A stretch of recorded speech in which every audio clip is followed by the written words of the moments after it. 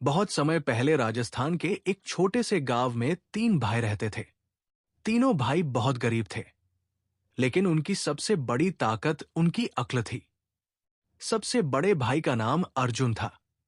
वो शांत स्वभाव का और बहुत समझदार था। दूसरे भाई का नाम भीम था।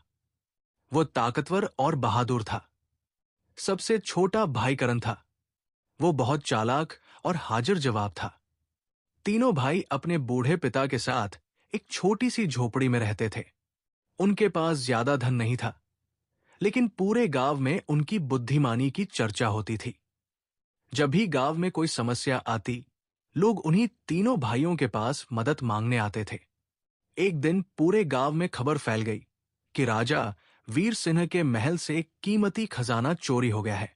राजा ने घोषणा की कि जो भी चोर को पकड़कर खजाना वापस लाएगा, उसे 100 सोने के सिक्के इनाम में दिए जाएंगे।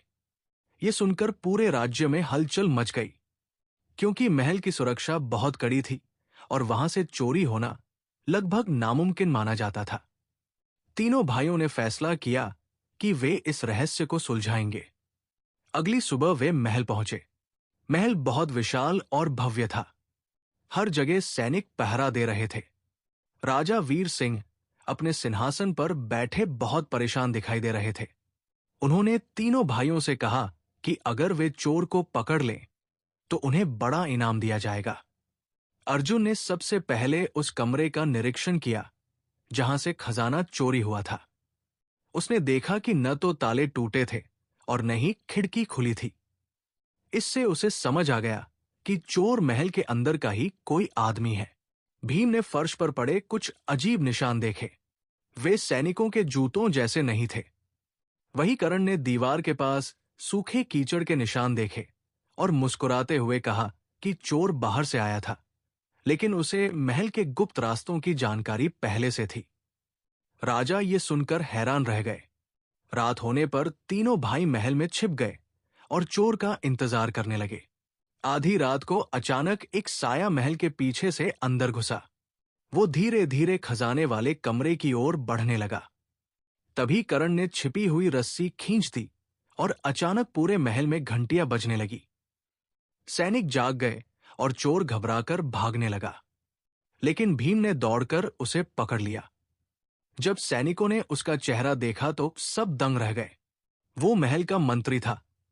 मंत्री ने कबूल किया कि उसने लालच में आकर खजाना चुराया था। राजा बहुत क्रोधित हुए और उन्होंने मंत्री को जेल में डालने का आदेश दे दिया। राजा ने खुश होकर तीनों भाइयों को 100 सोने के सिक्के इनाम में दिए। पूरे राज्य में उनकी तारीफ होने लगी। लेकिन कुछ दिनों बाद राज्य पर एक नई मुसीबत आ गई। पास के जंगल में एक खतरनाक शेर आ गया था। वह रात को गांव में घुसकर लोगों के जानवर उठा ले जाता था। पूरा गांव डर के साए में जीने लगा। राजा ने कई सैनिक भेजे, लेकिन कोई भी उस शेर को पकड़ नहीं पाया। आखिरकार फिर से तीनों भाइयों को बुलाया गया। तीनों भाई जंगल पहुंचे। अर्जुन ने शेर के पैरों के निशान देखकर पता लगाया कि वो हर रात नदी के पास आता है। भीम ने मजबूत लकड़ियों से एक विशाल पिंजरा बनाया। करण ने पिंजरे के अंदर मांस रख दिया और आसपास जाल बिछा दिया। रात होने पर तीनों भाई पेड़ के पीछे छिप गए। थोड़ी देर बाद जोरदार दहाड़ सुनाई दी। विशाल शेर धीरे धीरे पिंजरे की तरफ बढ़ा। जैसे ही वो अंदर गया, भीम ने रस्सी खींच दी और पिंजरा बंद हो गया। पूरा जंगल शेर की दहाड़ से गूंज उठा। सुबह जब गांव वालों ने ये देखा तो वे खुशी से झूम उठे। राजा ने फिर से तीनों भाइयों को इनाम दिया। अब पूरे राज्य में उनकी बहादुरी और बुद्धिमानी की चर्चा होने लगी। लोग अपने बच्चों को उनकी मिसाल देने लगे। लेकिन असली परीक्षा अभी बाकी थी। एक दिन पड़ोसी राज्य के राजा ने युद्ध की धमकी दी। उसकी सेना बहुत विशाल थी। राजा वीर सिंह चिंता में डूब गए।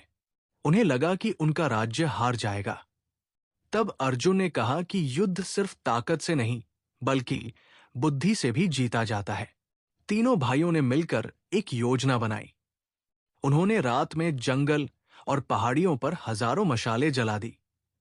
दूर से ऐसा लग रहा था जैसे बहुत बड़ी सेना तैयार खड़ी हो। जब दुश्मन राजा ने ये दृश्य देखा तो वो डर गया। उसे लगा कि राजा वीर सिंह के पास उससे भी बड़ी सेना है। डर के कारण उसने हमला करने का विचार छोड़ दिया और अपनी सेना वापस ले गया।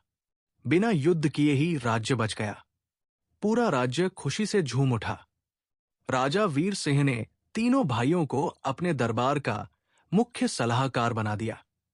अब वे गरीबी में नहीं रहते थे, लेकिन इतने बड़े पद पर पहुंचने के बाद भी उनमें घमंड नहीं आया। वे हमेशा गरीबों की मदद करते और लोगों को सही रास्ता दिखाते थे। समय बीतता गया और तीनों भाइयों की बुद्धिमानी की कहानियां दूर दूर तक फैल गई। लोग उन्हें राज्य के सबसे अक्लमंद भाई कहने लगे। दूर दूर के गांवों से लोग उनके पास सलाह लेने आने लगे।